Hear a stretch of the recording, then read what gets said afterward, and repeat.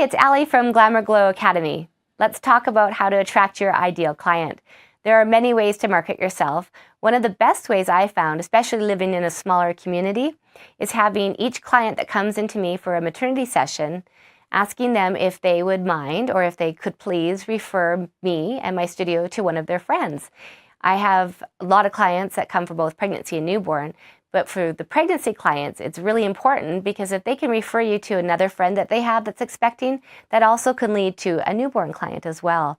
So that's a great way to try to incorporate a referral system into your work and into your studio. You can offer incentives to your clients. If they refer so many people, they get a certain amount off or an extra little mini session. There's different ways you could do about it, but a referral system is a great way to try to increase your client and the base that you're looking for your studio. If you enjoyed this tip, I'd love to see you at glamourglowacademy.com, where we have many more things for you to learn and grow as a photographer.